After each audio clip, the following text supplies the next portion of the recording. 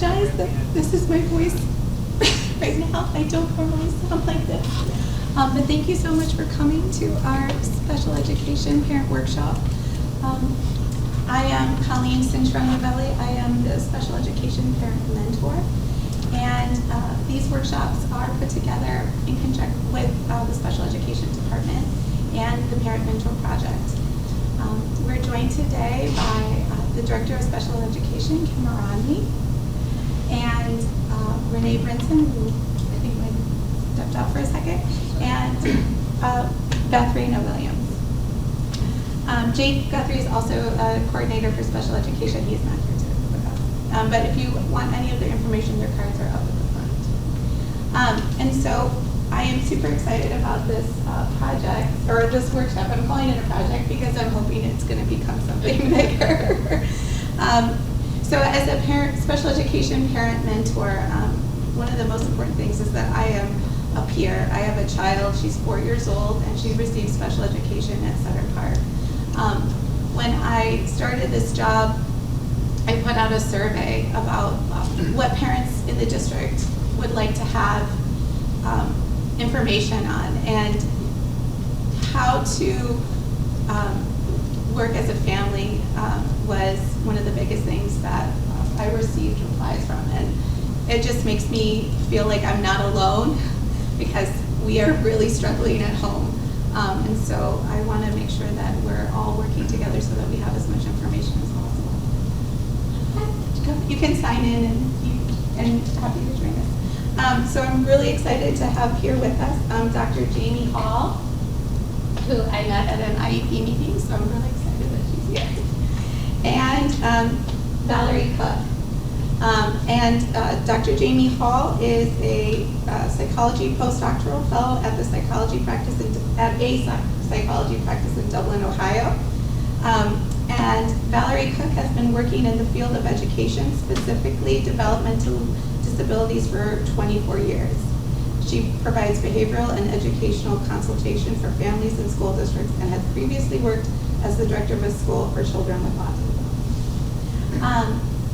I don't want to talk too long because they have such important information to provide. I do have cards here with pens. If there's any questions that come up and you want to write them down and give those questions to them personally and not talk about things in front of everyone, I just wanted you to know that you have the opportunity to do that. Thank you so much. Thank you. We appreciate it. We're excited to be here. And just really quickly, with those cards, please write down your name so that we can, I know that's probably obvious, but when you're jotting stuff down, it's easy to forget the basics, right? Yeah. Thank you, Colleen. We are very excited to be here with all of you today, and we were told that there were going to be 6, and there's clearly a lot more than 6 of you, so this is super exciting. I know that you probably have a lot of other things to do in the evenings. It's the end of the school year. Does it feel crazy for everyone right now? Yeah. I see the slow nod. Yeah. Baseball or end of the school year parties, things like that. So thank you for taking time to come out and hang out with us for a little bit. When Colleen reached out about this possible workshop, Valerie and I were trying to conceptualize what are we even going to call it.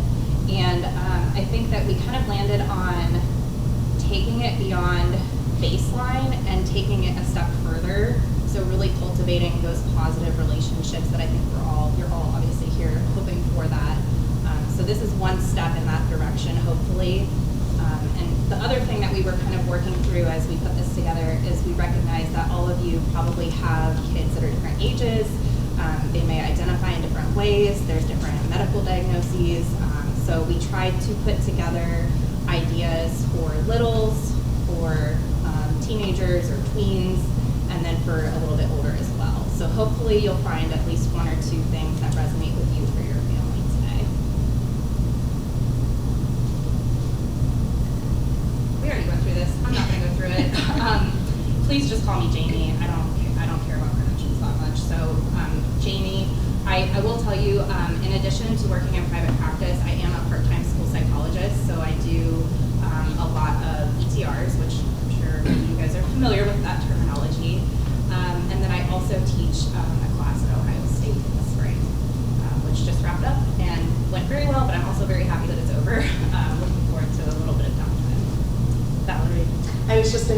addition to working at the same psychology practice where we do individual assessments and counseling and a lot of different groups and things, I'm also the parent of a child with special needs. So some of it is obviously not going to be the same, but some of it I really can relate to from a living through it perspective also. So hopefully that'll help.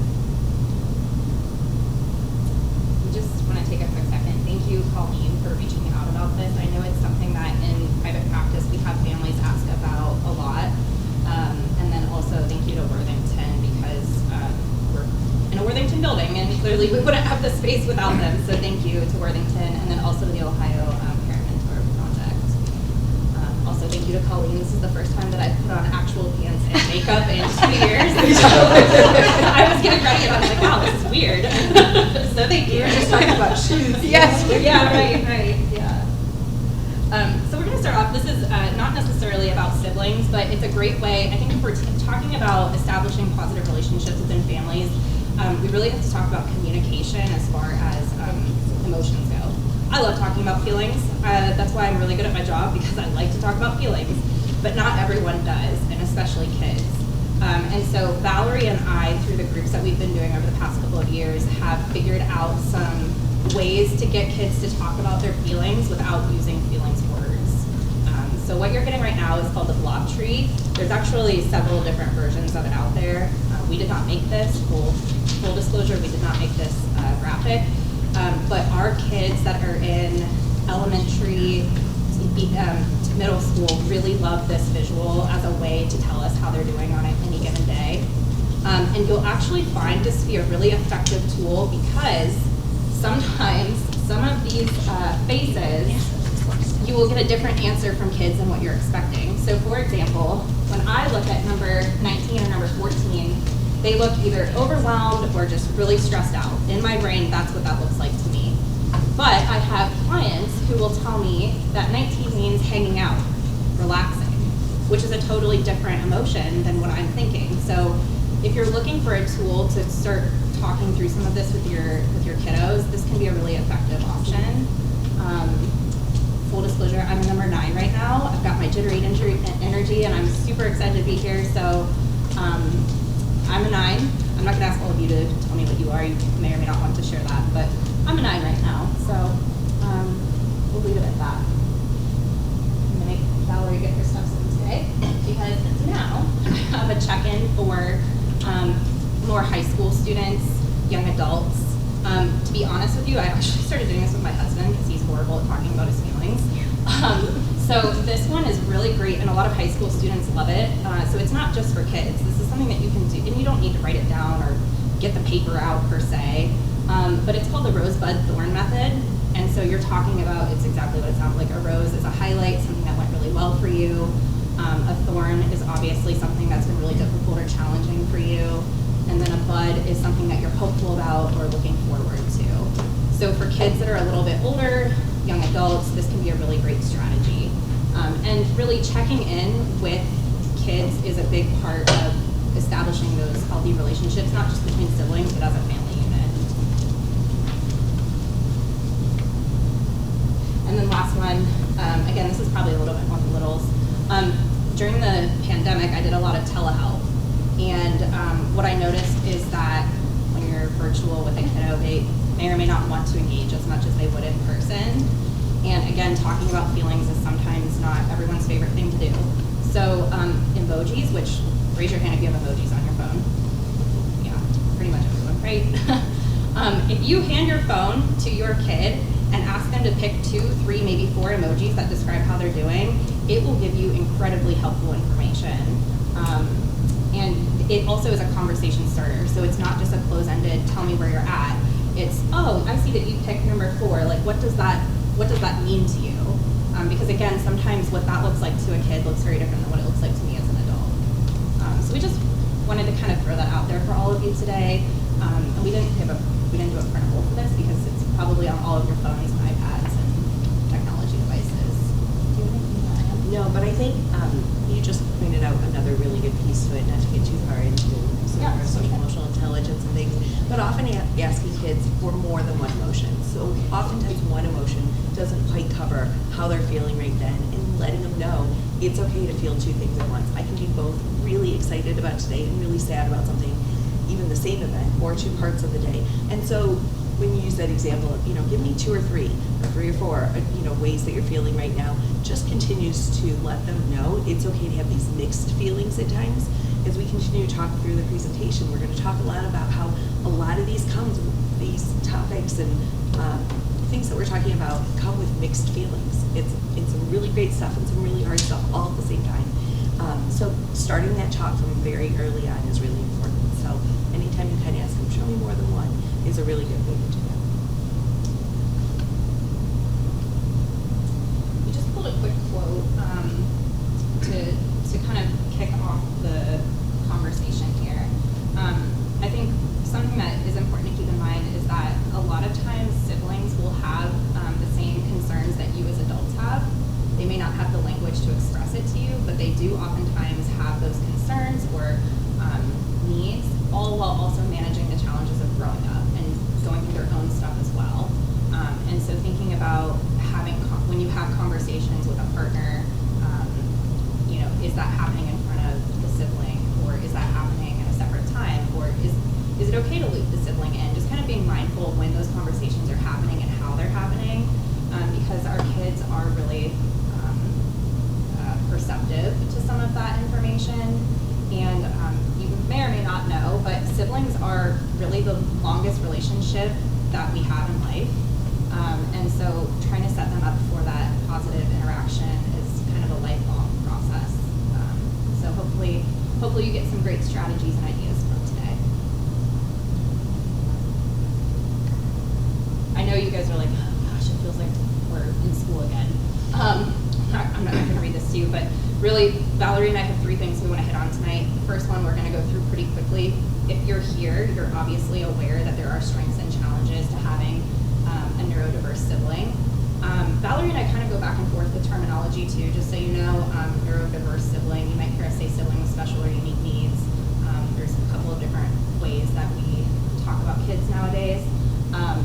So we're going to hit just very briefly on benefits and challenges, just to kind of help reframe some thinking a little bit and to bring some different ideas to you that you may not have had yet, or maybe you have, then it'll be a review.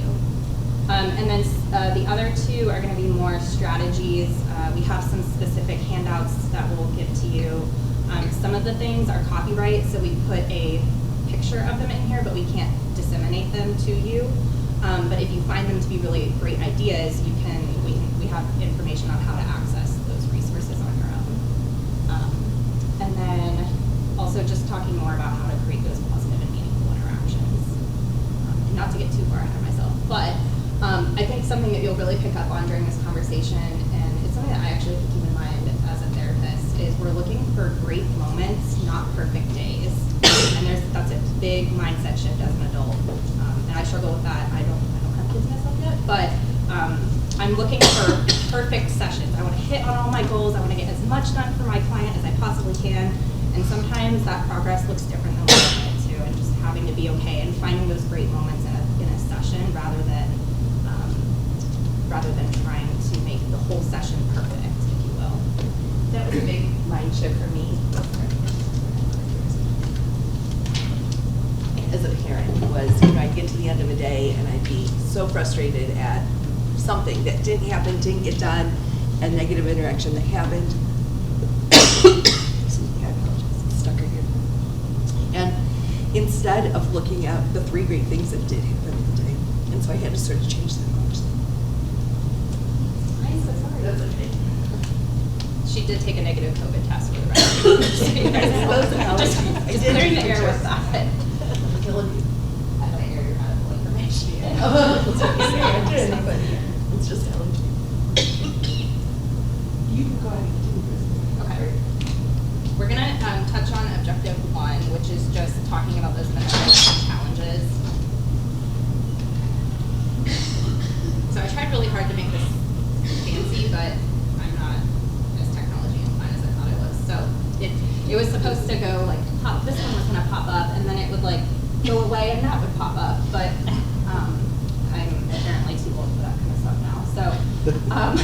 So on the left-hand side, you're going to see some potential challenges of having a neurodiverse sibling. And on the right side, we went through actually some research, which you'll see at the end of the presentation, and tried to find the opposite, tried to find the flip. What's the benefit to that? So something that you'll hear a lot of kiddos share is that somebody said something insensitive or factually incorrect about their sibling, and that was very hurtful to them or traumatic. And so while that is obviously a very difficult thing for our kids to go through, something that can develop on the flip side is that dependability and that loyalty that we may not otherwise see as much. And also the compassion, just having that empathy to be able to think about like how would that feel if that was me that was being talked about in that way. So those are some things that can develop as well.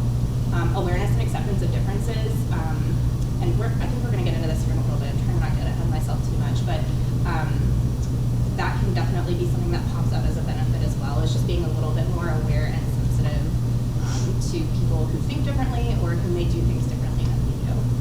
I don't know why I just keep staring at you. You just have like a very like, I don't know, You calm look familiar demeanor too, or so something. that's why. I work at I just OSU. noticed I'm like, I'm When really you staring at said the guy you in taught at red. OSU, I was like, okay, I know her from somewhere. I work in the HR area with IT at OSU, so.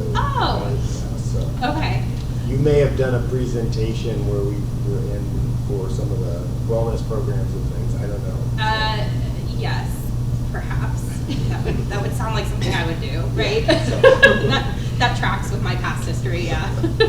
Maybe it's the red that I'm like really drawn to. Like he's wearing red, so I can focus on that. I'm sorry, totally distracted, but I just realized I'm staring at you. Are you good?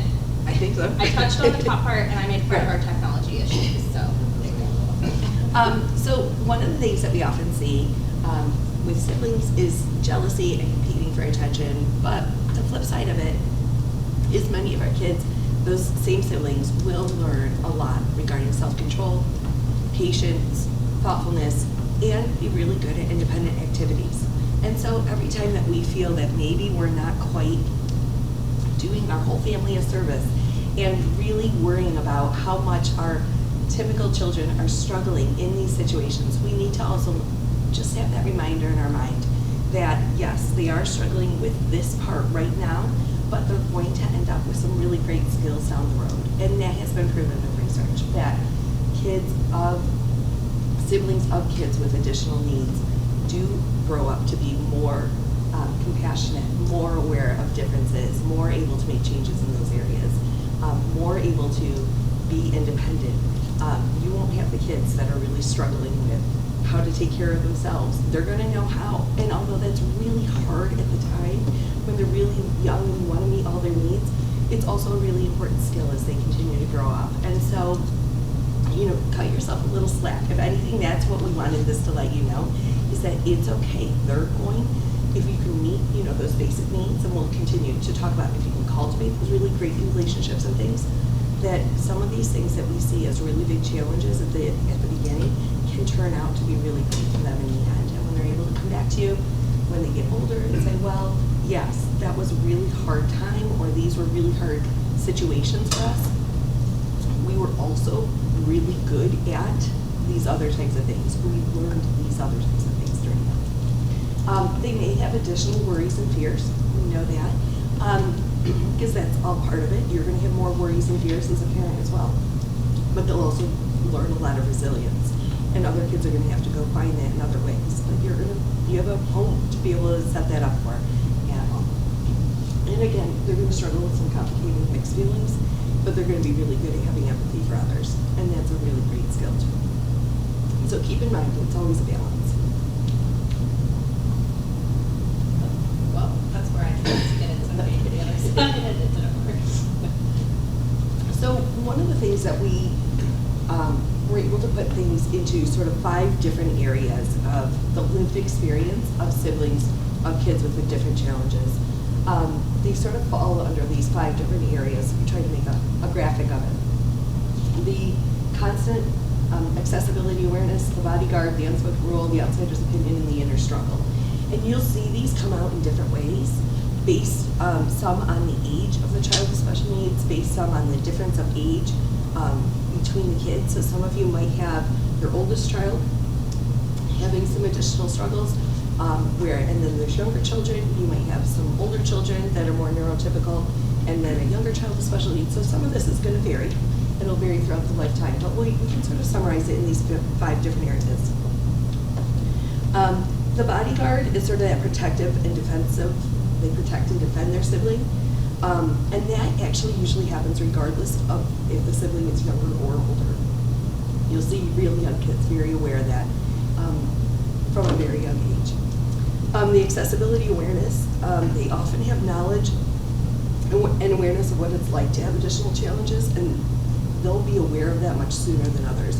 Whether it's an actual physical barrier, I can tell we can't go to this restaurant because my sibling uses a wheelchair, or I can tell this place will be a little too loud. They're going to struggle with it there. So they're going to be very aware. There'll be that inner struggle of wanting their parents' attention and yet knowing that the sibling might need more of it, and how to negotiate that, how to ask for it in ways that they feel comfortable asking for it. And you'll see them sometimes be really vocal and outspoken about those types of needs that they have, or at other times be very quiet and unwilling to tell you, hey, I really need some attention or help right here, and things like that. And so again, we'll talk about these different things, but the unspoken rule that if your parents are no longer around, it'll become your responsibility to care for that brother or sister. That usually comes in a little bit older, but sooner than what we usually address it with kids. So we think it's something that can wait until they're out of college and, you know, we've hit retirement, or, you know what I mean, these things. We want those conversations to wait until they're much older. Whereas typically, the typical sibling is very aware of that even as a teenager. They might not feel the need to talk about it right then. They might not be included in conversations. We might tell them, don't worry about it, it's a long ways away. They're thinking of that pretty early. And so acknowledging that. And then lastly, outsiders' opinions about your relationship with your sibling might either come into that shocked or sympathetic, sort of, oh my gosh, you're so good with your brother or sister, or, oh wow, that must be really hard. And they will start to put other people in sort of those categories of how they responded to them, with not just recognizing, oh, that's your brother or sister. And sometimes you might fight, and sometimes you might argue, and sometimes you might want what's best for them, and sometimes you won't. They're going to sort of put you into a category, and that can be a little bit hard too and challenging. Any questions with any of those and some of those labels we gave them? But those aren't surprising. Those are sort of. Should we do a Blob Tree check-in? I'm just saying. You just want to pull it out. I know you do. I know you do. It's a good thing I'm here too. That's all you guys need. So the second objective is to, we're going to talk about facilitating a little bit, again, not just talking about the different categories there. So the first thing we want to address, because this is usually the biggest issue, is this mindset shift. We worry about equal time. That is the biggest concern that parents come to us with, is we can't keep things equal. The same amount of time can't be spent at school, at activities, at therapies, at home, taking care of things for every single kid. And honestly, it doesn't work that way in typical, or in homes that there is not a child without a diagnosis either. Parents might not be as open with it, but I promise, even in a home where no one has an IEP, every child doesn't get an equal amount of attention, all through the years, all through growing up. But that is one of the biggest fears and things that weigh on our minds overall as parents, because we really like to keep things equal. And this graphic is just meant to reinforce the fact that fair is not always equal, and that's okay. So we just sort of let you know, kids go to a doctor with different needs. We obviously don't give them all the same treatment, if that were to happen. Same thing in a classroom. Every child has different needs, and therefore they should be getting different types of interventions or time in the classroom, or, you know, we're going to respond to those needs very differently. And schools are really good at recognizing that. We need to be really good about recognizing that at home and not worrying so much about, I've spent 60 minutes of therapy with you, I'm going to have to come home and do 60 minutes of time just with you. That there's other ways of doing it. So this additional graphic is what does being fair then mean? And this is actually a graphic that you can do, or that we've done with other kids in the past. When they get, especially really young kids, stuck on sort of, well, it's just not fair. And what they're saying is it's not exactly fair, but that doesn't mean it's not equal. The quality of time, and you've heard it in that way probably before, the quality of time isn't the same as the quantity.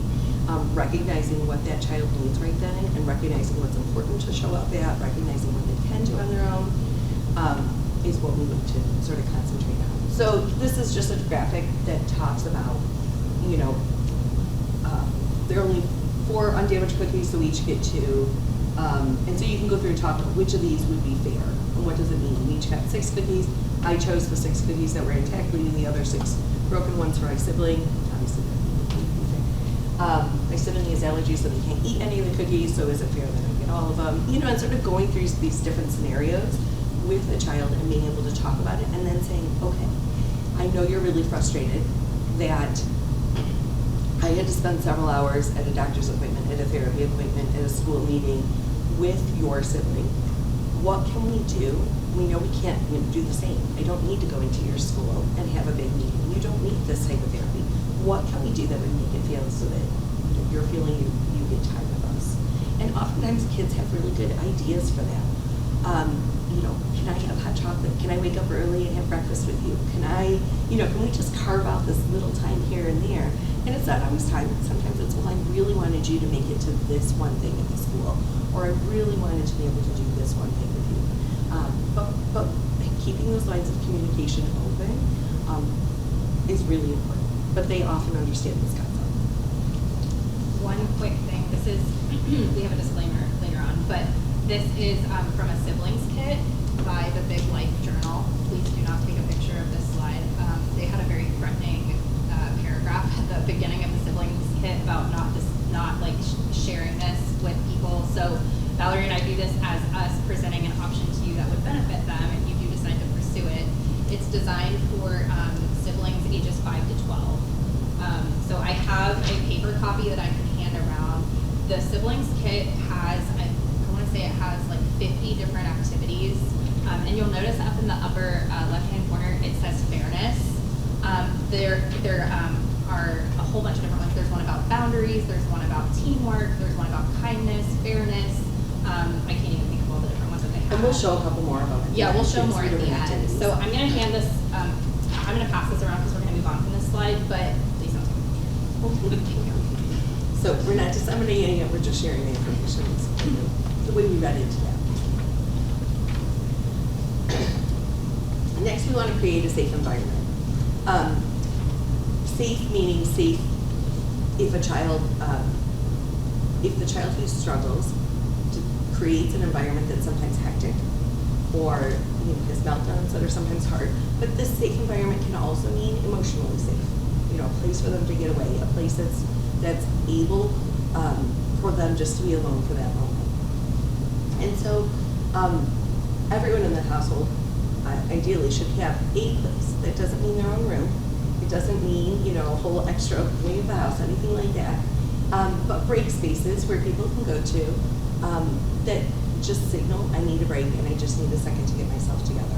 This can be, of course, if people do have their own bedroom, that's a great option, but it could be a sunroom, a finished basement. You've even seen super fancy walk-in closets, a pop-up tent on a bed. It could be a corner somewhere. I don't want to share, but you had a family that even had a really nice bathroom. Yeah. And they had a space, and it was just enough to say, I need a minute. I'm going to take a second to myself, and when I come out, I'll be ready to talk. But identifying that space and just making it very known. that when that space is used, they need that second to cool off. And often parents, we need that too. It's a little harder to access at times, but recognizing that kids often need that time also. And how to use that. The other piece, and I think this has changed a little bit, but if you ever have therapists in your home, so one time or depending on how early intervention teams work and things like that, but I will say, kids who have medical needs might have nurses and different staff in the home. Having a space that those people don't have access to can also be really important. So many years ago, I was part of a team that had some home therapists who came in and provided instruction for the child, and she was very clear that even if the child provided, the parent who was working with them, was very clear that even if the child escaped, and got away from doing what they were doing and ran upstairs, that no one else outside of the family was allowed in there upstairs. You had to go get a parent, and they would go get them. But that parent had additional teenagers, and those teenagers wanted a space that didn't have strangers in. And if they wanted to sit on their bed in pajamas, or be talking to, again, they were teenagers, their girlfriend or boyfriend on the phone, and not have some nurse walking in, or ABA therapist, or OT, or whatever it was, they wanted that space to do that. And so having some places that are off limits can also be a really nice way to set up your home, and it might seem a little odd for that person, or they might say, well, if they run off, I want to make sure we can get them and keep therapy going. Reserving those safe spaces is I would say, more important than that. So it's okay to have those good boundaries.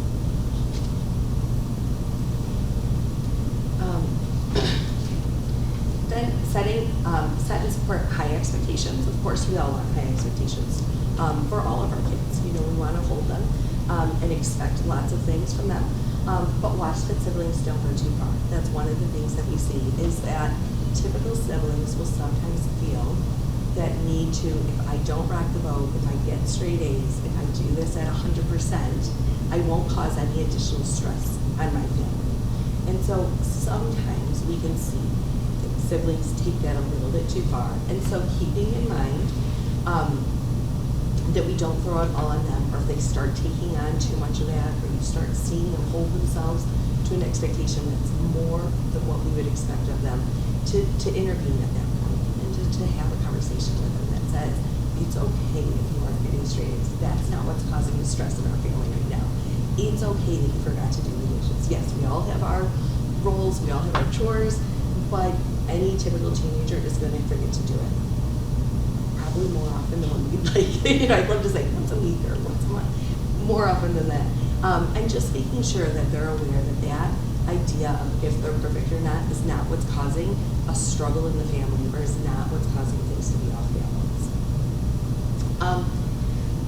That idea of fair versus equal also comes in. If everyone in the family has a chore, it's ideal that everyone in the family has a chore, even if that chore is with help.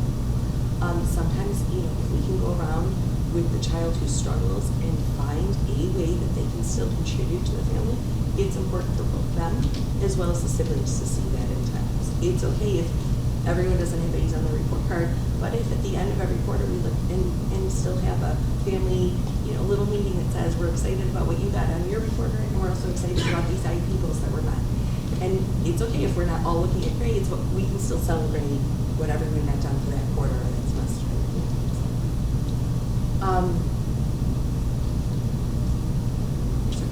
Perfections.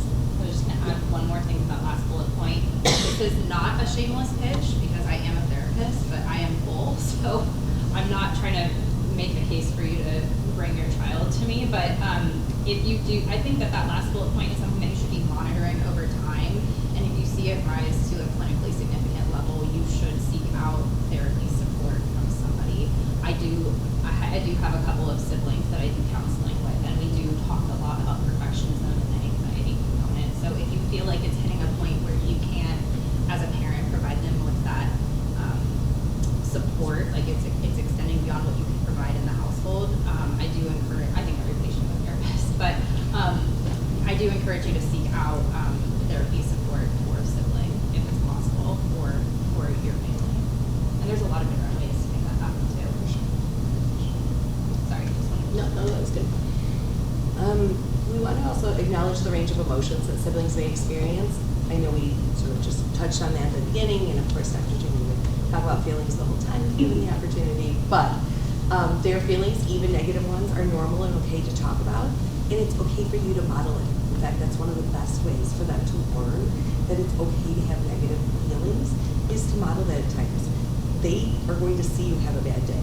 Turning and looking at them and saying, today was a hard day, is not a bad thing. You're not saying that you don't love the sibling. You're not saying that we're not up for the challenge as a family to help the sibling get everything that they need.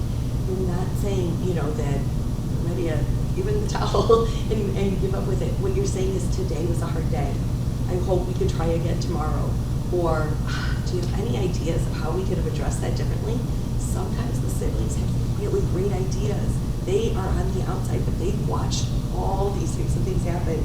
They might see some trigger or some event that might have made a difference. Sometimes, in our family, I have two kids, and then my youngest is the one with special needs. And sometimes I call them in and say, I need you to take a turn. I need you to help address this right now. And they are amazing and wonderful with it. But it's okay for them to recognize, like I said, that sometimes it's hard. And so modeling that, this was the hard part of today. I think this part was really good. It's a really good thing to do. And then also talking with those siblings about they have their own ideas and dreams of what they'd like their life to look like, is really important.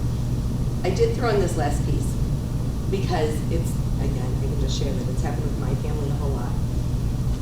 Because my older two are growing up with a child with special needs or a sibling with special needs, they often are the first one that people say, oh, I have a special needs sibling, or there's a child with special needs in this group. You're really good with kids with special needs. You're the one who can be their buddy. You're the one who can be their peer model. You're the one who can take them along. Oh, we're playing special needs baseball. You're going to be a great buddy on the team, and I'm sure you don't mind being there to be the one to help out. Checking in with them and seeing if that's a role that they want to take on right then, or maybe they just want to be the sibling in that moment, is important to do. And so, again, that was sort of where we were going with that boundaries and dreams of they might be really great with their sibling, but not necessarily want to be the advocate for all the neighborhood kids with special needs at all the times. And so just recognizing that. Maybe that's something they've gotten very comfortable with, and they're great with it. Wonderful. But just acknowledging that might not be something they want to take on. Expect and allow for typical sibling conflict. This is, I think it sort of seems obvious at times, and yet sometimes we get very worried about how those conflicts happen and things. They're going to work through some disagreements on their own, and that's okay. Of course, as long as everyone's safe, but giving them ways to effectively handle those disagreements. It seems like he really doesn't want this to happen right now. It seems like you really want this to happen right now. What can we do to solve it? Or it seems like you really want to go watch this movie, and this person really wants this movie. What can we do? Can we find a compromise? Finding ways to handle that. We have a specific handout here called the Foursquare Apology. It actually goes along with a book called Zach Apologizes. If any of you heard of that book.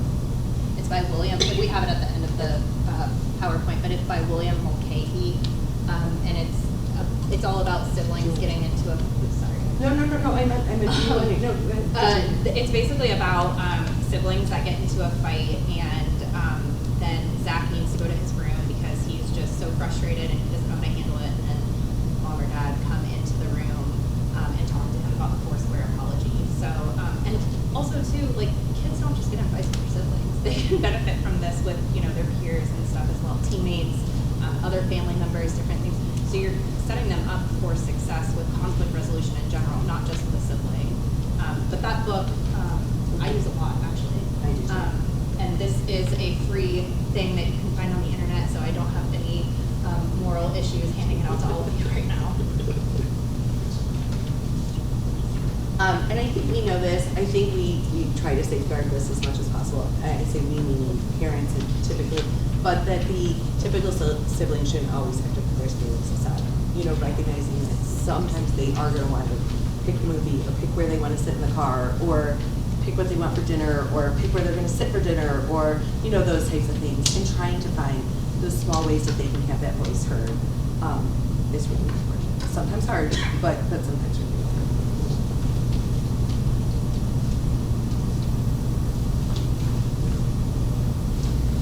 important. Another piece of it is giving siblings opportunities to connect with peers. That is where sibling workshops are really great. It's not the only way to do it is in a sibling workshop, but it is sometimes a nice way to. These days, with so many more things available virtually, as kids are getting older, there are face groups, there are virtual groups that they are able to join and just be able to relay some similar experiences. Schools often offer these types of workshops or spaces here and there where siblings can go ahead and just talk about, I'm not alone.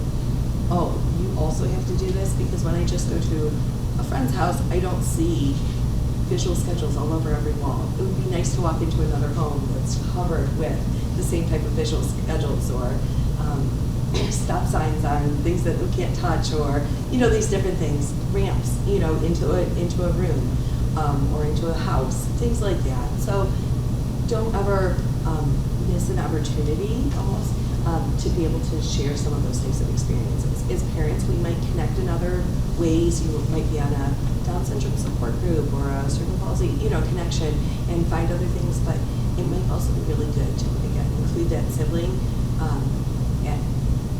in an event or in a setting where they can see that homes and sibling experiences are shared. And events and workshops.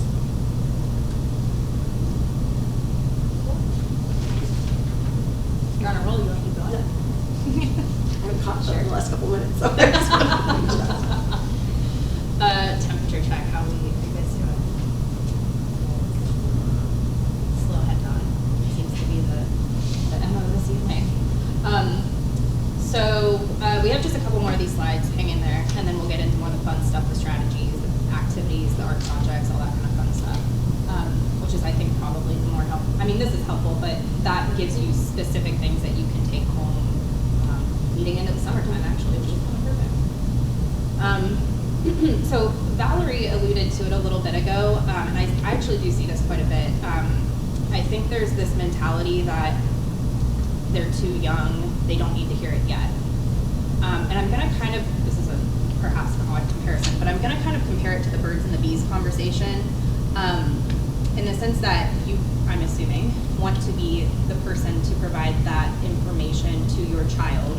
And if you don't provide it to them, somebody else is going to provide it to them. And you have no clue, especially nowadays with TikTok and all those crazy things, you have no idea what is going to be shared with your child. And so this is kind of related. We want to empower our kiddos. I keep screaming at you, I'm sorry. I'm gonna look over here. We need to empower our kiddos with knowledge. And it can be age appropriate. You don't need to, pull up Johns Hopkins website and go through the criteria for whatever your other kiddo may have been diagnosed with, nothing like that. But give them just a couple of things and help them to be prepared for that conversation if it does happen with a peer or with an adult, unfortunately. Help them to find the wording to have those conversations and to, I'm gonna say, be a part of the solution, really, to kind of challenge some of those negative stereotypes or misconceptions that other people might have about that diagnosis or that neurodiversity, however it looks for your particular family or child. Those conversations are going to happen. There is going to be an adult who talks to them. There is going to be a friend of theirs that says, what's wrong with your sibling? Or why does it do like that? Why are your walls covered in, visual schedules or, whatever it is. And so they're going to have those conversations. So give them the terminology and give them real positive ways, to be able to talk about it. Yeah, this is really hard for them, but they're able to do this. Or, yeah, this is what we call it when this happens, and this is what we do about it. Just giving them some of that terminology, and you can continually revisit that as they get older with more and more specific wording and more definitions and things like that. But there's there's also a lot of books out there that do a really good job of explaining different types of diagnoses or different behaviors that you might see in things. So definitely, use those as your resource. Again, we've already kind of hit on this, but talking about designated one-on-one time, the one thing that we haven't really talked about yet is creating a consistent time, which I know is easier said than done, but it doesn't have to be every Saturday at 9 a.m. It can be just once a week, it can be 15 minutes. It doesn't need to be half of your day or your whole day. It doesn't have to be something that costs money. It can look differently from week to week. It doesn't have to be the same thing every week, but a consistent, reliable time that your child who is a sibling knows that they're going to have that one-on-one time with you. And the reason that we recommend that is because it offers the opportunity for you to continue dialogue over a period of time rather than just a one-time check-in. Hey, how are you doing? Well, it's been 3 months since we last did this, so there's kind of a lot to talk about from the past 3 months. Whereas if it's, once every couple of weeks or once a week or whatever it looks like for your family, you can pick up where you left off and say, when we talked a week or so ago, we mentioned that this was really hard. How are you still feeling about that? Is that still something that's a concern of yours or not really? The other thing it provides you, the first couple times you might get, everything's fine. If you say, I'm going to keep checking in with you. I'm going to say, this is our check-in time, and I'm going to try to circle back every week or so with you when we have a moment. And as you do that, they're going to start to save things to come up. If they know you're really going to come back and check in with them, the first couple times they might be a little bit dismissive of it, a little bit less likely to come up with something right in that moment. Be like, oh, things are fine, no worries, this is going on. But if they know you're coming back to check in, when something's really bugging them on Tuesday, they're going to go, well, Mom's going to check in with me about that again. When Saturday morning, when you check in and you say, hey, how was this week? How did things go? Anything you want to share? They are much more likely, as opposed to even bringing it up right then, which might not have been a super convenient time, because they know you're going to check in. They might bring it up and say, hey, on Tuesday, when this happened when my friend was over, I really want to figure out a way that can happen differently. Or remember, you told me, yes, we could do this, and we still haven't found a time. Can we sit down and find a time for this? They know if you're going to continually have those check-ins, they'll start to save things for that time, and it will create more meaningful conversation overall. Who likes Mexican food? Maybe not Italian. Something else, yeah, there we go, pasta. So I just want to do a quick visualization activity for that last bullet point. Just had a long day working, I'm exhausted, I just really want to go get my fajitas and water. And I go to my partner, my best friend, Valerie, and I say, Valerie, can I please go get fajitas with you? And she says, no. How do you think I feel in that moment? Instead of, Valerie, I really want fajitas, can we go get fajitas? You know what, Jamie, I can't right now, but I would love to go do that with you in 2 days, or I would love to go do that with you next weekend. And I think it's just so easy, we're so busy, we're cooking dinner, or we're doing laundry, or we're cleaning up after the dog, or whatever's happening in our life. It's so easy to just be like, no, because you're just going so quick. But that is a very triggering, please tell me if you have not seen a strong reaction to a no from your child. No is a very triggering word for kids. Spoiler alert, I don't know if you've noticed that yet or not. So not right now, or I love that idea, let's plan that for Thursday when we're gonna touch base together. Just finding just a slight word switch can make a huge difference for some of our kids. So I just wanted to throw that out there. The Mexican food idea just came up. So you get that. And that doesn't mean you never say no. Right. I just, right. That doesn't mean, but when the no keeps coming out over and over again, and you recognize, I've said no a whole lot of times, try to find a different way to say it that next time and say, or even, say, I've said no 3 times now to different things. It's sounding like we need to find time to have something special happen. Let's circle back to that. Let's get something on the calendar. Yes, we will find one of those things. We might not be able to do all 3. We can find time for something though, and let's get on the calendar and try as hard as you can. Things will happen, but to try to fulfill some of those things.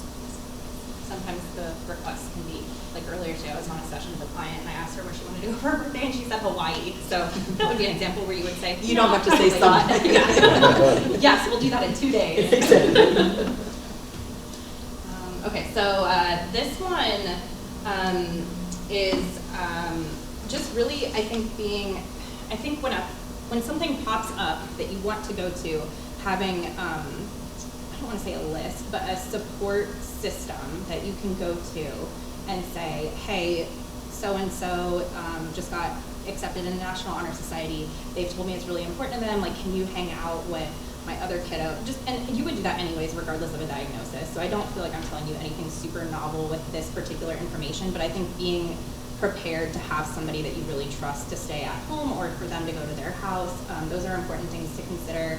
And then something that this comes up a lot for me as a school psychologist is comparing progress to the individual, not to typical peers or to other siblings or to what you maybe accomplished growing up. And that takes a lot of self-awareness on our part as adults. Comparing to the individual, comparing them to where they were at last year with this particular skill or to last week or to yesterday. And that's something that takes some time and practice, I think. But we wanted to bring that up today too, because sometimes in family units we see comparison to siblings, and I think that we just need to be mindful of that because it's not always realistic, and it can lead to a lot of feelings of guilt and shame for kids. Anything you want to add, Valerie? I was going to say, and for some people this will be familiar, and for some of you it won't. But one of the hardest things for me is we had started off, you have one kid and you make a baby book, and the second kid might get some pictures in a book, and the third one doesn't get anything. But the first, well, it's so true. I don't even think I saw it. But in that first baby book, I was scrapbook. I was even making baby books. I had pictures. I had stickers, everything. But I also had a pre-printed form that said, first day they spoke their first word, first steps taken here, and it was like all these things that were going to happen in the first 18 months. When it came to child number 3 that didn't do those things in the first 18 months, that was really hard. And almost, using the word triggering there, to even have, sometimes you see the little pictures that go around, or, the little different, pre-printed types of things about, they sat up at this time, they said their first word at this time, they, went off to kindergarten on this day, all those types of things.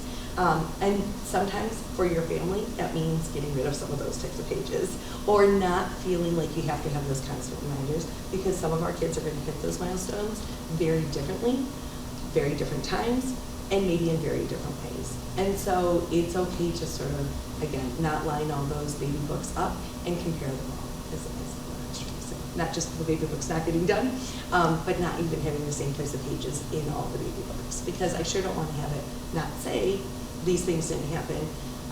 The whole idea of how that needed to look needed to be different for our family. Can I ask a question? Please.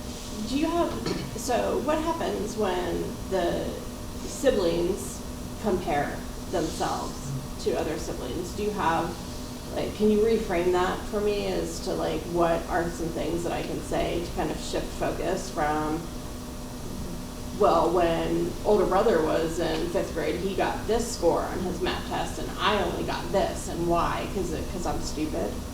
So how do I shift that? I'll start, but I definitely want you to jump in. I think you use the exact wording that I would use, is you have to reframe it. You can say, yes, they did, but let's talk about what are strengths for them. Their strength is taking tests. They're really good at it. Let's talk about some other things that sibling does really well. They might do gymnastics really well. They might play soccer really well. They are really good at these types of things. So this math test, let's not worry about it. We're not worried about how well you do your tests. What are some things you're really good at? What have you excelled at this year?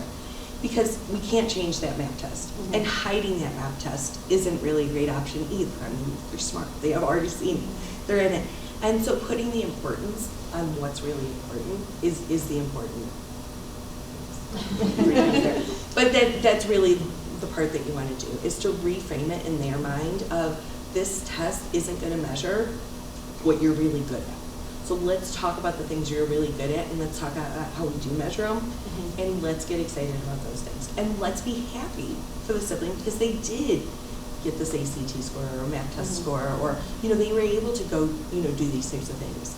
But let's talk about what you're really excelling in right now. And let's talk about how everyone's individual, everyone's different. You know, it's part of that wider conversation of these are things that are easy for you, these are things that are not as easy, these are things you're working at.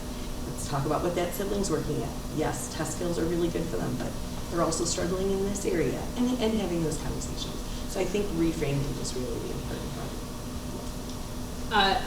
The only other thing I would add, and I pay for this service to have access to these resources, but as a therapist, earlier today I actually had a sibling that wanted to come into a session, and so we read a really short story with both kids it was about a robot who has a monkey, a mouse, and a penguin as friends.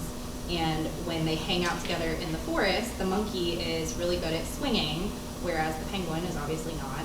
When they go to the lake, the penguin is really good at swimming, but the robot can't get in the lake with his friends because he's a robot and he'll break.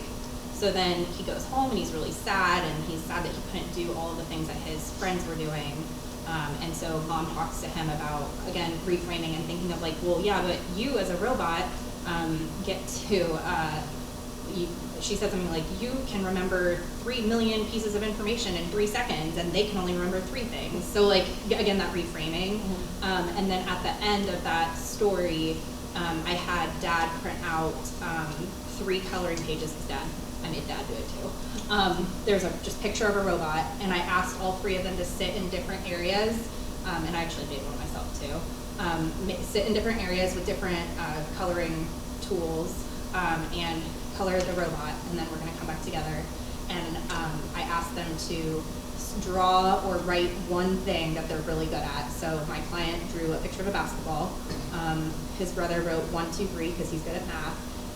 Dad drew a football, and then I drew smiley faces. Because you're going to talk about feelings. Yeah, right, exactly. And then the point was that, like so-and-so drew their robot with purple and green and blue and drew numbers. And so just a visual representation for kids that age of like, this is what my robot looks like. It looks totally different than Dad's robot. It looks totally different than so-and-so's robot, and it looks different than Dr. Jamie's robot too. So a visual representation, and then, because I like to make my families hang up artwork everywhere in the house, I made them find an agreed upon space where all 3 of those were going to hang up together in the house. And they actually did not pick the fridge, which was surprising because that's usually the go-to place. They picked a spot in the living room. So that might, I don't know like your specific situation, I'm not expecting you to share, but that's like one example. Again, not a therapist pitch, but those are things like self-esteem and reframing activities that a therapist might do to help a kiddo who's getting stuck in that comparison. In addition, and what you might start to see next, or is also a typical sibling might be ready to drive at 16, whereas the sibling, the child with some additional challenges, might not be ready to drive at 16, might not be ready to go off to college, might not be ready to independently do certain, go off to sleepover camp, those types of things. And that's also where finding some individual milestones. Right, you're not ready to go off to sleepover camp at the same age that your sibling did, but you are ready to do this. And finding even those small things. But we're gonna let you start to pick this part of, what our family routine is. But we're gonna let you get to, do this fun thing and get to go to this special place with someone in the family, and the other sibling hasn't even gotten to go there yet. Or, trying to find, even if they're almost created milestones and achievements, or rewards, privileges, those types of things as they come along, will be important too. And I think it becomes a little harder the older they get. I think it's a little easier when they're younger to come up with those types of things. But again, sort of reframing it in, right, when the older sibling gets to go off and do this, though, we'll have time to go ahead and do these types of things. So I want to, before we jump into this, I do want to share a disclaimer that we're certainly not saying that you're going to force or like strongly require this out of a sibling, but it's an option that can be made available to them, even if it's not going into a meeting. Do you have some? Oh, I was gonna say, and this is really contingent on age too. Yeah. We have some siblings that are already adults Right. or moving on into adulthood, and we talked about how they're going to be part of their child's life or their sibling's life, or likely their entire life. And so I just wanted to say, you know, we're not expecting a bunch of 7 and 8 year olds to be invited to IEP meetings coming up, but there are some siblings that are 18 or 20 or, you know, whatever that looks like. So go ahead. And actually, though, the 7 and 8 year olds, from a therapy session perspective, can oftentimes provide incredibly helpful information. I have a client who she has a communication device, and she's starting to string together sentences, and it's really exciting to see. But we were struggling to figure out why she was using a certain word to complete a sentence. Or it was about a year ago, so I don't exactly remember what was happening. But we could not. Mom and Dad and I could not figure out why she was doing that. And then her brother came over. He had just been like playing over in the corner doing something. He came over and he was like, "Well, duh." And we were like, "Oh, like wow, that was the most insightful, helpful information." And that was really an eye opener for me as a therapist.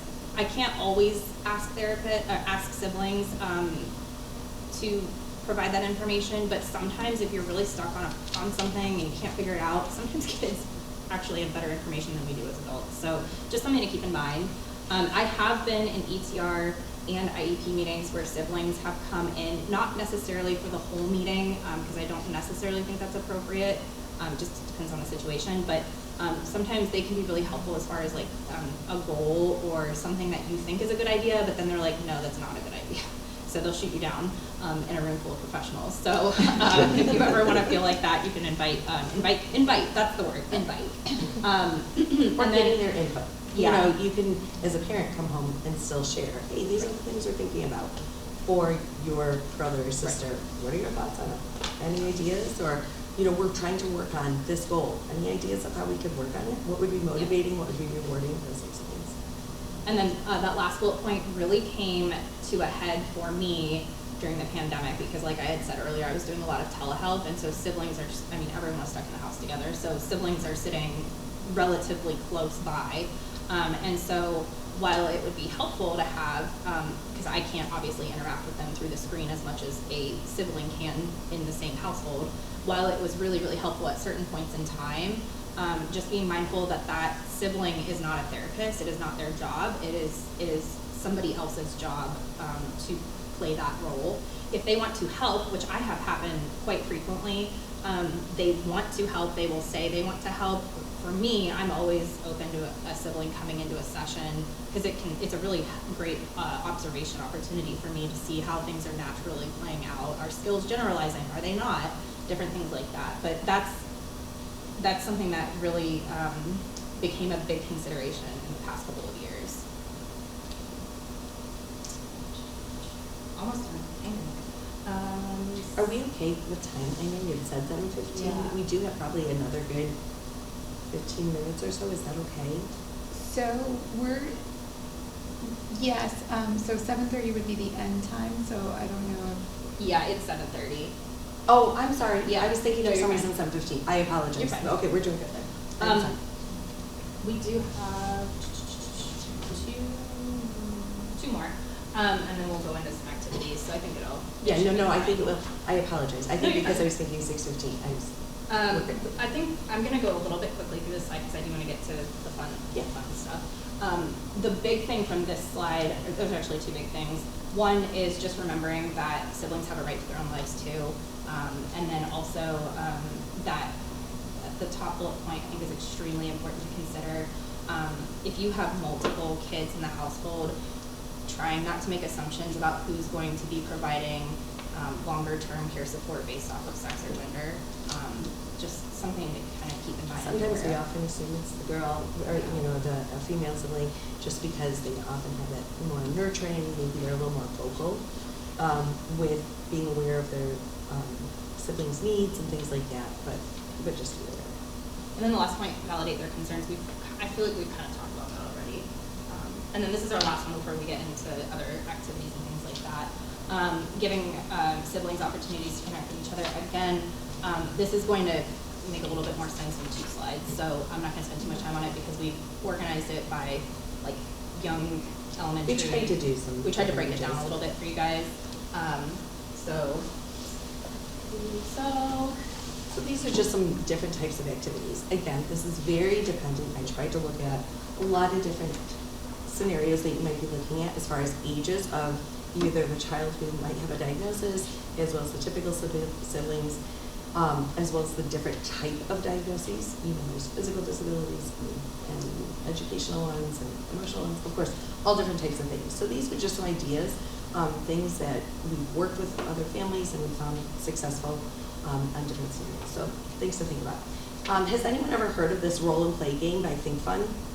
Can you speak to it? Is it a... Yeah, isn't it the one that they don't have to be able to read? It's got the foam dice That's exactly and then the cards. Yes. Yes. So I love this game. I love this game in general for any family.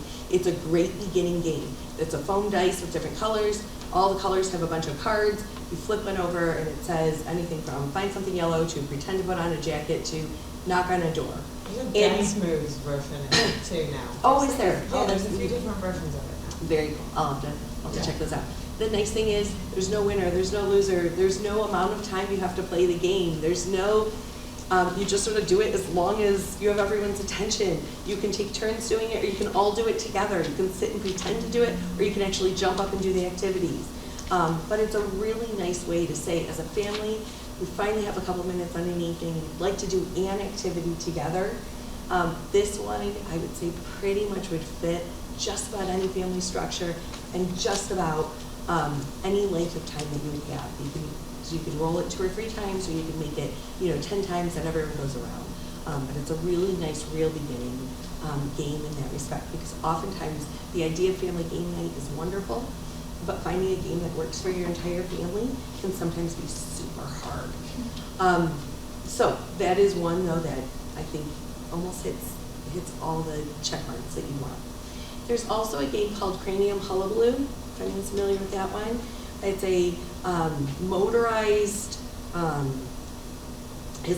little component, and then these little squares and triangle pieces that you sort of spread around a room.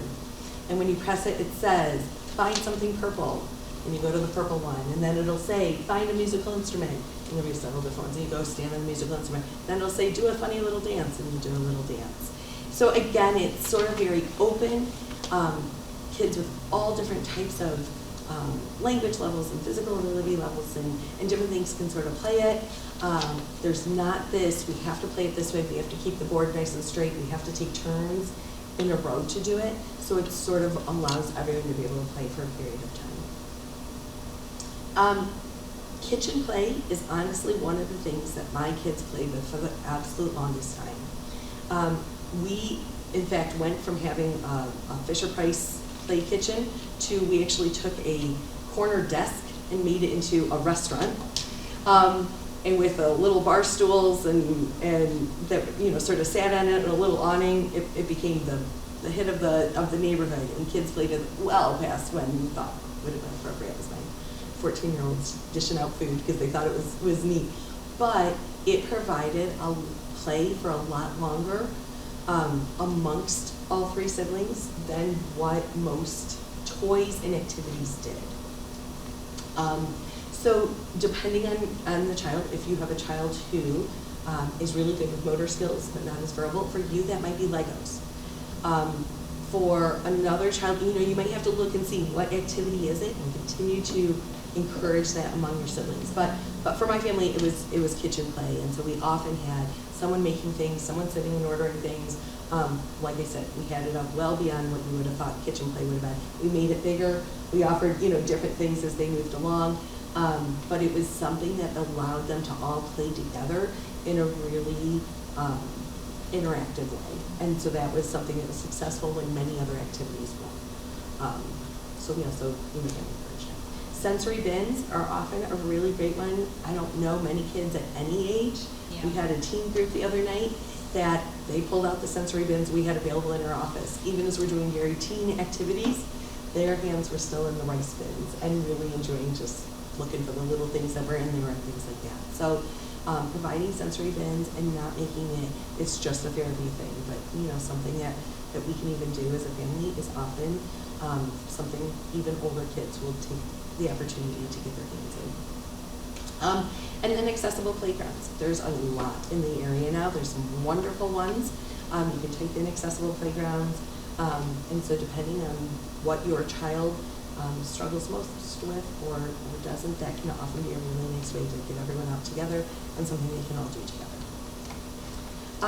As kids start to get a little bit older, so we started to talk, some things, maybe not as preschool, but grade school, there's a lot of special needs sports opportunities in the area. There's a special needs in fact, there's 3 at least special needs baseball teams I can think of. Miracle League, Challenger, baseball, and there's actually 2 different Miracle League ones. There's one in Albany, there's one in Dublin, where it's for the child with any type of special needs, pretty much 3 on up, age 3 on up. They provide buddies, but it's something the whole family can go out to, have a nice time at. And so again, we're doing something as a family, we're supporting each other in that environment. There's also special needs soccer teams, hockey teams, and I know a lot of the movie theaters offer sensory-friendly experiences. So again, still being able to do something as a family, but finding those things that meet everyone in your family's needs. These are some ideas. Hillside does sensory-friendly nights, and Dublin Scioto, and we're not in Dublin City Schools, but Dublin Scioto has their really big theater program, and they just did SpongeBob, and the kids actually requested that they did a sensory-friendly night. My one qualm is that they did not advertise it very well. So one of my clients' parents actually put a flyer together. So hopefully next time they do a sensory-friendly night, they advertise it a little bit more. But at least we're like moving towards that mentality of inclusion and creating accessible spaces. Because SpongeBob, who doesn't want to see SpongeBob? That's awesome. It's such a good life. So I meant to go back and add to this swimming. Some of our kids, swimming is a great activity. Some of our kids, swimming is a really hard activity. But water, splash pads, that was the word I was going to add to it. Sometimes splash pads are a better option. So in our family, going swimming was a really, really hard thing. I had 3 young kids. I couldn't keep track of all of them, and one of them had to have one-on-one assistants doing it, and so I almost never took my kids swimming. But we visited a lot of splash pads, and that met that need. They were excited to go when they were young. It was something I could say yes to. sorry. I'm sorry, can we go back? We're at 7:30, so do you want to? Yeah. Sorry, Sorry. I knew we needed more. I'll just run through it. Sometimes gardening, art activities, music activities, and then we had mentioned sensory-friendly films. Oh, and trampoline parks sometimes have, like Buckeye Bounce and those types of ones, sometimes have sort of sensory-friendly or some accommodations available at those. And then as kids get even older, 4-H overall is pretty accommodating. They have ways that everyone is able to still show projects and do different things. They have a form you can fill out that says that if you need to write it for them or if they need to present it in a different way, they're able to. So that's something that your whole family or siblings could do together. Finding a favorite TV or book series that as a family you can really get into is sometimes fun, whether it's superheroes, whatever it is. Sometimes role-playing games can be really fun for everyone to be included in, watching a favorite sports game, and video games. Some of our kids really enjoy video games. If you can find an adaptive controller that works, if it's an issue of the child with special needs being able to manipulate it, those can often be a really good opportunity too. So sort of if you can. Here's our disclaimer, please don't take pictures. I'm gonna go quick, I'm sorry. No, it's okay, I apologize. These are the things that you can take pictures of. So notice, this is from Big Life Journal, again, the siblings kit. So Which you'll can see get there's online if you were interested in the whole thing. teamwork and kindness. If you're looking for more than a 7-day challenge, this is a free printable that you can get offline, so we will pass these out. We have a 21-day one, so if you're feeling super challenged, that might be a good option too. Valerie, can you hit the next? Yep. Sorry, I'm going quick now. This one again, that tag is sort of trust on it. It talks about a sibling pact and sort of being able to talk freely and openly and being able to start some of these discussions going on in the home. And so there's some neat things to do with it. Again, if you do a workshop and things, some of these are done, but these are things that you can also do at home. You don't necessarily need that therapist involved or any other part of it. This one's under that sort of term friendship. A sibling jar of fun things they can do together. It could be something small like drawing a picture or baking cookies together or putting on a play together or painting on a large canvas, putting a bunch of those, especially as summer's coming, put them together, put them in a jar and say, our goal is to pull out 2 a week over the summer. And at least those memories were created together, they were thought of ahead of time, even if there's some sibling tension. At other times, we're trying to make those small activities, start to add up over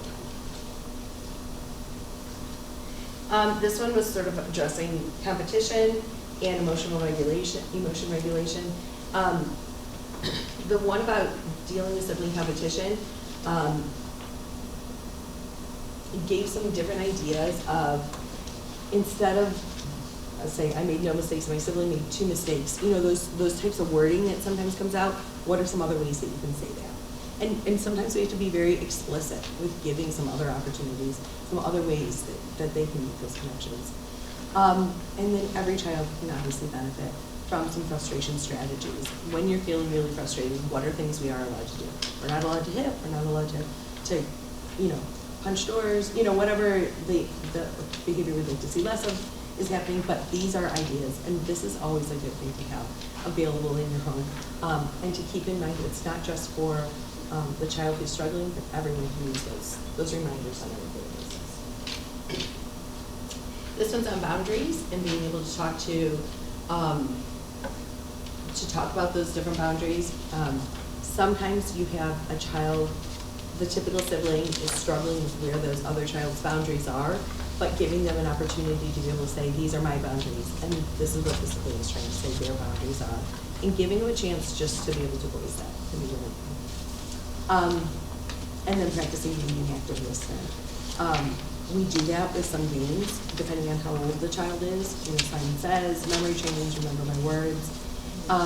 But that idea that we need to be active listeners and we need to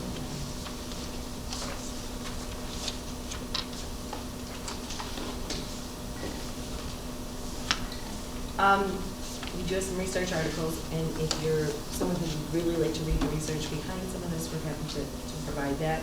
A little bit more accessible are some of these different books. I had even seen that you had brought that one in. View from Our Shoes is a really good one. Growing Up with a Brother or Sister with Special Needs. Its copyright is several years ago now, and honestly, it still remains one of the top recommended books for covering sort of these overall issues. It does a really nice job of giving those different strategies and some different ways to include that information. Sib shops are sort of those workshops specifically designed for siblings of children with special needs, and sort of goes through some of these different types of activities. Again, more places are providing them, like the Big Life Journal and different things like that, but this is one of the sort of the first types of original production, of how you could get access to some of that. There's a ton more, though, available also. This one is one that I've seen. I haven't actually used this one, but it's called the Sibling Slam Book. And it's sort of that, if you see those journals you're allowed to write in and tear and sort of do some different things in, it sort of encourages some of that, I want to be able to write what's really hard and what's really great, and sort of helps them through that. So that's sort of a nice one. If the sibling is of sort of that journaling age, or where they can start to write and express some of those thoughts, that's a really nice one. And then the Brooks Publishing also has some additional resources actually listed on there, and so we wanted to give you that site if you were looking for additional resources. We talked about Zach Apologizes at the beginning. That's a really great book regardless. Again, we use it with many kids that we work with. Can be ordered, of course, on Amazon or anything like that. The Sibling Kit by Big Life Journal is where we gave you a lot of those resources. It was like $15, and they usually have like a discount code of some sort. I mean, It was like 50 activities. So. It was a good resource. And then there's also, this one is free, the Family Calming and Screen-Free Activities by Big Life Journal. If all you do is type that in, they want to direct you to it. That's why we didn't print it off for everyone, but it is available free. And it had several pages in it of different types of activities that you might want to just go ahead and, whether you follow your Facebook page or just get on the website and check out. And then that bottom, Valerie and I do not facilitate the SIBS workshop through our office, but there is a once a month, I think it's like an older and a younger group that two other clinicians in our office facilitate. We didn't want this to feel like a pitch for our services, but we did want to let you guys know that is a resource that is out there. And even if you don't go through our office, there could be other places in Columbus. I think Nationwide Children's has offered them in the past. I'm not sure if they stopped because of COVID or if they moved them virtual, but I do know. And just really quickly with the siblings kit, just really, I know we're like way over time, but it says 5 to 12. What's the difference between 12 and 13? Like there could, I mean, honestly, like it's not a hard and fast, like they're 12 years old, they can't, or they're 13, they can't have this anymore. But if you look through and you're like, I don't know that my kid's gonna go for this visual, or if you have a kid and you're looking at these sheets and you're like, they're not gonna go for this. You don't have to put the sheet in front of them. You can take the knowledge that's on those sheets and just verbally talk about it with them. Because honestly, a lot of times the strategies for older kids are very much related to the strategies for the younger kids. They're just maybe not, present it in a bigger, they're just presented in a different way. So hopefully you can, and actually, sorry, Big Life Journal is coming out with, I feel like we're like pitching for Big Life Journal. I know, we really are. They just have some really great stuff that just popped up like recently, but they're actually working on a 13 to 18 siblings kit. They just haven't, it's not done yet. So if that's something you're interested in, you can check back at a later date and they should have something available. I've also pulled out much younger resources and again, just had that conversation. This is giving us ideas that obviously you're a little old for. What are some ideas though along this line that we can think of? And most kids are, rather than being put off by, well, this is, why'd you show me this resource, that's way too young, are willing to help you adapt it and sort of come up with those things. Are there other questions though? We have enough time. I was going to ask you. Okay. Yes. So Yeah. if anyone has any questions, we really would like to open it to it. We didn't. And if you can't stay and you want to Yes. ask a question, you can write it down. Or if you don't feel comfortable. Or if you don't feel comfortable. Yeah. Yes. Yes, I was hoping for this session. I was like, oh my gosh, she said she's gonna finish at 7:30. Do we have question time? So thank you so much for making that time and for the presentation. My question is about the feeling. So I have a 5 years old and who has autism, and then I have his young sister, which is 2 months and 10 months, 2 years and 10 months. So she's almost 3. She's so advanced, of course. I was like surprised at how like she quickly take care of her brother, and so at a very young age, it's so surprising. But sometimes, like when I see two things. One is when her or her brother, they will say to me for feelings like I'm sad because they say punish them for doing something bad, right? Or they eat the whole cookies or stuff like that, and they will say, I am sad, and I will say to them, it's okay to be sad sometimes. So I said that, but at the same time, believe it or not, I question myself inside my head. I'm like, what I'm giving my kids, am I giving them that it's okay to be sad? Is that meaning that if they grow up and become sad, they get in that sad mood, longer period for sadness, and it's going to be okay? And then I will struggle of getting them out of that mood of sadness. Or should I tell them something different to not emphasize on that idea that it's okay to be sad? So if you sad all day long, then that's okay, which is not necessarily okay. So how to answer that? Am I saying this correctly to them, or should I rephrase it? I can give you my perspective, and Valerie might have a different one. I think, yes, I would just add the word sometimes. That for that age, I would just add the word sometimes. And then what you can do to kind of take it a step further is to say, what can you do to go, a lot of schools, which, correct me if I'm wrong, I think Worthington does use it's called the zones of regulation, which it would take me too long to tell you all about it, but basically happy is the green zone when you're regulated and you're focused and you're ready to learn. The red zone is when your body is totally out of control, you're either terrified or mad or whatever. Yellow is kind of out of control, silly, wiggly, frustrated, whatever. And then blue is my body is moving slow, I'm sad. So sometimes I like to use that terminology. If you're noticing that they've been sad for longer than you, they're kind of stuck in that, you can say like, okay, like I've noticed that your body has been really sad for a while now. What can we do to help you go back to the green zone?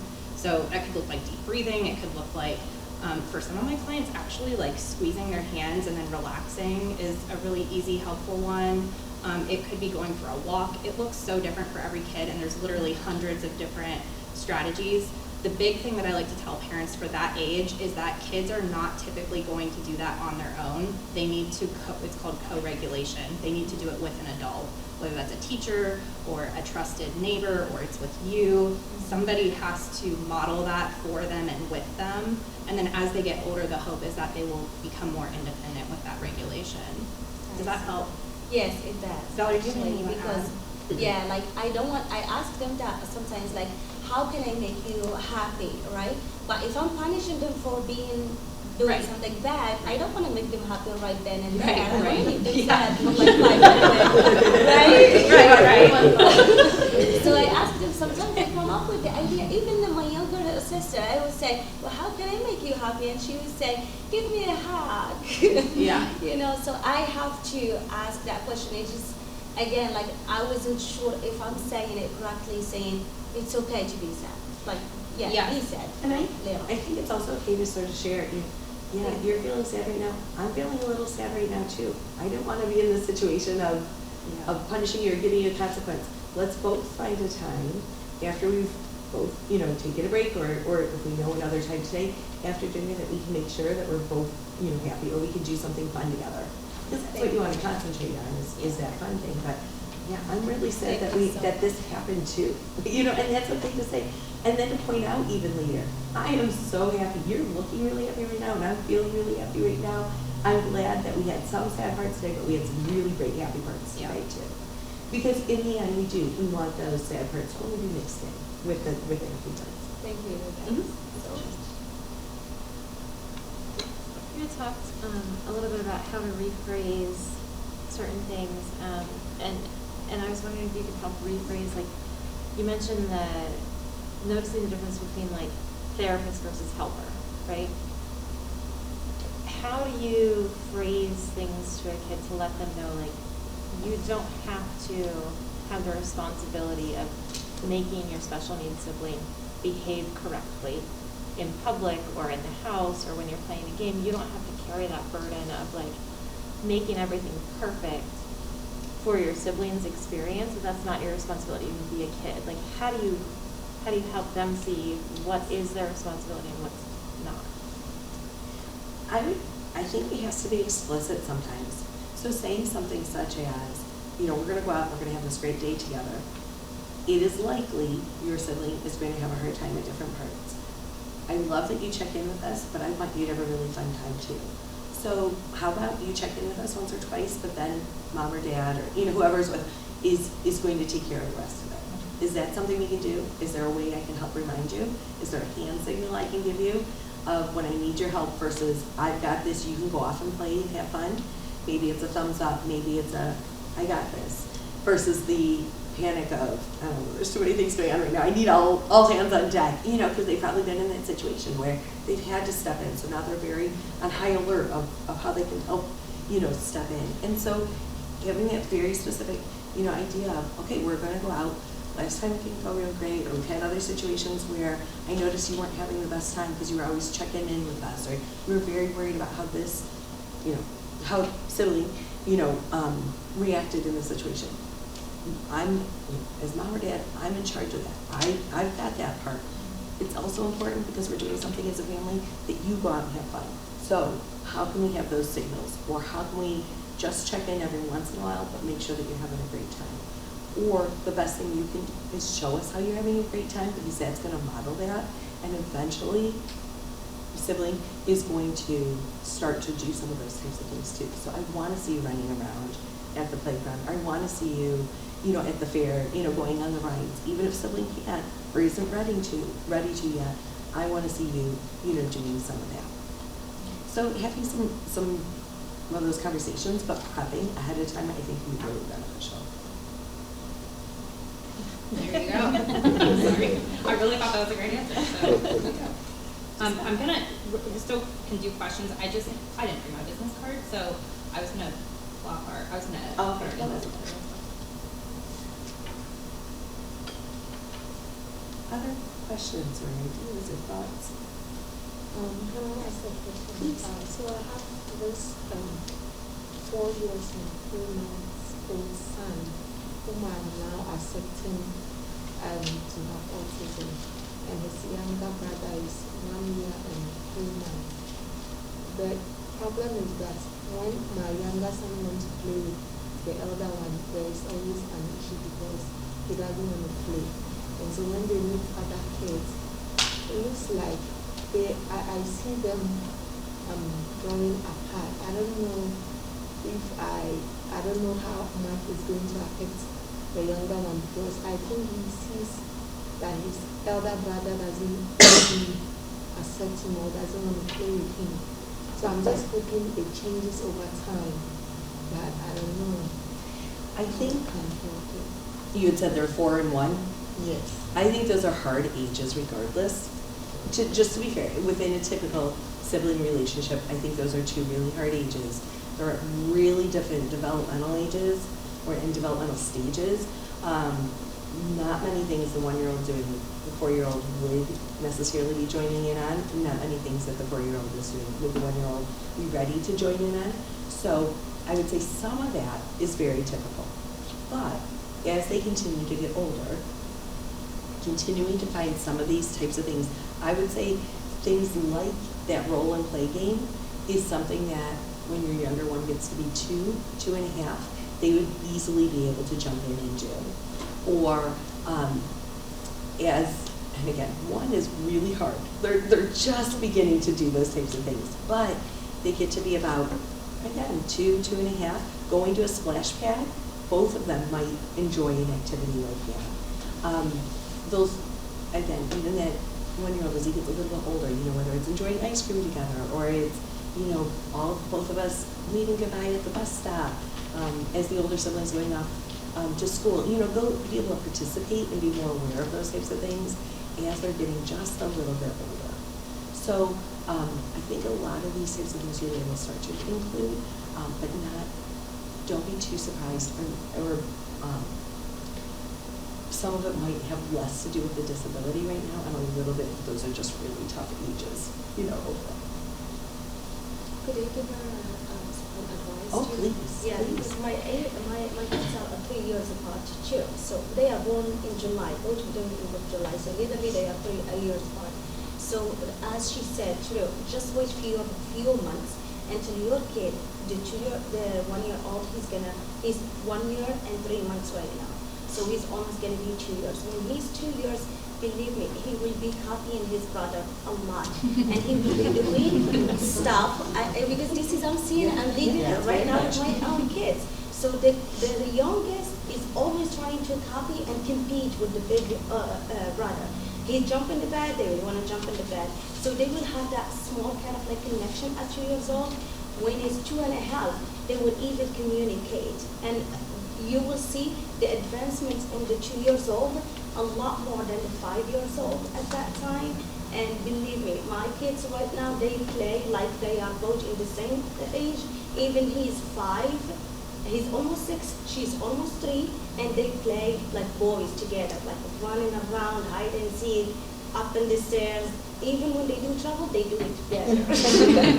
So just be patient, just and the only advice I can give you that when you see that encouragement in 2 years old, try to give it a head to, like push your 2 years old to copy his brother. If he wants to get up in the bed, get him up in the bed, so you can kind of like you can help him to get to that stage so he can play with his brother. We like the Melissa and Doug free play stuff, so like you could get the pizza set and then all pretend to have pizza together, all pretend to have ice cream together. Like the kitchen fight thing, like we just got My oldest is 16, we just got rid of our kitchen. Well, there were, yeah. But that, like things like that might be a nice thing. Like we take them to Target and get them to like pick one or let one of them pick it and share it. Like we did a lot of that, and then we would give them, get sick of it, give it to somebody else, and get a different one. And yeah, the 4-year-old not taking a whole lot of interest in the 1-year-old. They're beyond baby, where I'd say, go ahead and get a baby and show how you rock the baby at the same time and stuff. Because the 1-year-old's probably up and moving and things. So they'll start to notice when they laugh or, I'm sorry. I Yes. want to encourage questions and to keep going with questions. I just want to let some people, if they be Of mindful course, if they of need to course. get home. Of course. It seems like this is a workshop that we would like to keep going with. So I will try. I hope we can plan more so that we can have more time with you. So yeah, if you have to go, please go ahead. Thank you. You're welcome. Thank you. Thank you for coming tonight. So like along the lines of like a younger sibling kind of almost like being at the same maturity level, there's a certain age, it's like a sweet spot, I feel like, when you have an older child with special needs and a younger child who's more typical, where they're kind of peers. What's your advice for when that balance starts to shift and the younger starts to outpace socially, emotionally, or physically, or whatever it might be? How do you help with that transition or that adjustment to that change in dynamics when they're no longer peers, but the younger is actually kind of more advanced than the older?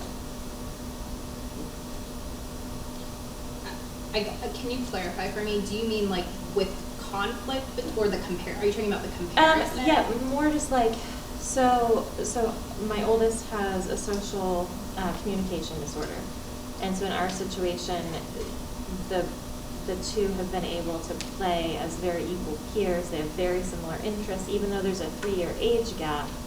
The interests of the oldest have stayed at a very, more elementary school level, even though he's in middle school. Still plays with toys, manipulatives, things like that.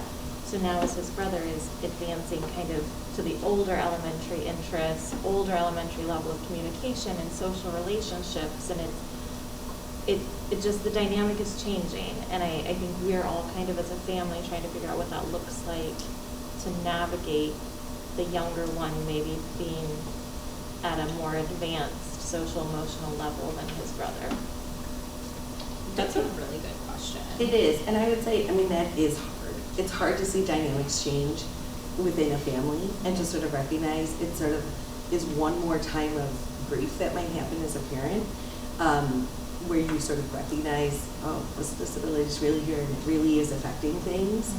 There's times when we maybe don't feel it as much, and then there's other times where we're like, wow, that is really something we need to work through. So some of it is recognizing that the dynamic is going to shift and it's going to continue to shift. And leaving just a little bit of space for it. So again, having some of those conversations of, oh, this is getting hard, and it's hard to not see everyone just playing together and one person, moving off and being ready to do different types of things and have different types of conversations. I think we're seeing kind of like a grief on my oldest son's part, watching his brother outpace him, seeing that distance grow, and then figuring out how do we help the youngest navigate being okay, not being held back to his brother's level, but feeling the freedom to move forward. And that's where I would look for some activities here or there that would be a good fit. It might be things from those lists that I gave, and it might be completely different things that fit your situation better. But trying to identify, everyone might not want to sit around and watch a younger TV show together anymore, or everyone might not want to sit and play with the same toys anymore. And playing a game might not be, what one person's level of their game and someone else's idea of a game. The older one or the younger one might be willing to sit through it, but isn't enjoying it. So as a family, can you move to, we all do enjoy this though. And maybe it's going out to eat once a week, maybe it's a movie series, you'll have to figure out what's best for you. But so still trying to hold on to that one or two, or those couple activities that are fun, and then starting to say it's hard because as siblings continue to grow, They are doing different things. They find different clubs and different interests. So let's find you your own stuff, and let's be okay with you and your sibling doing their own things too. They might need some of that permission to go off and say, you're really having fun doing this. You need to go explore.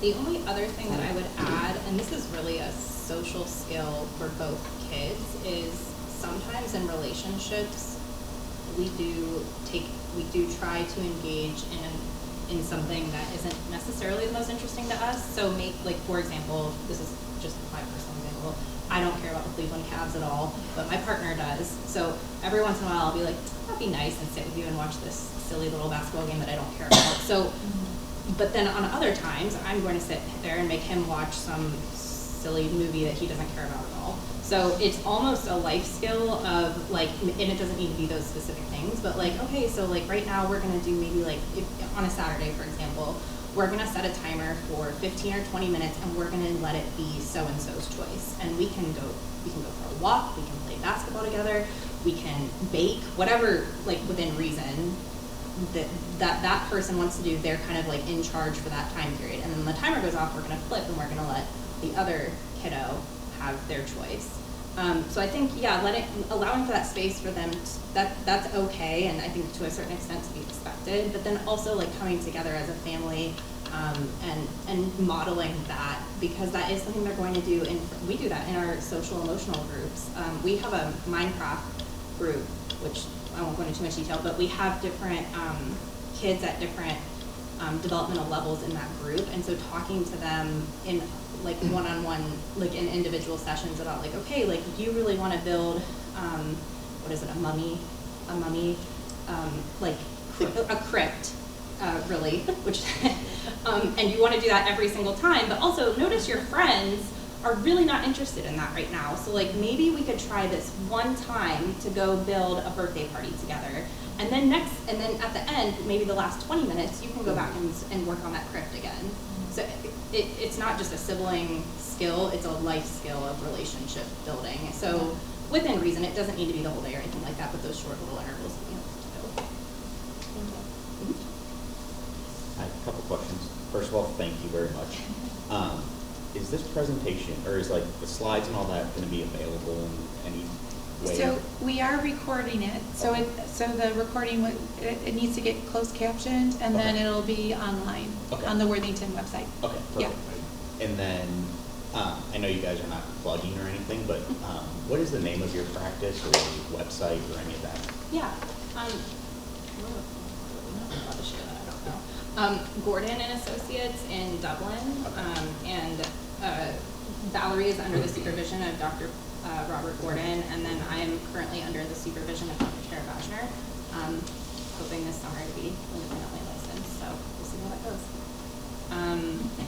I can also email that to you. Thank you. Yeah. And there's more clinicians there than just us. There's actually a school site from Dublin is going to be joining practice, so I think we're going to be closer to 16 or 17 therapists, and we have therapists. Again, I'm not pitching, just sharing information. We have therapists who work with adults with different needs, and we have groups. We have individual counseling. A lot of people in our practice work with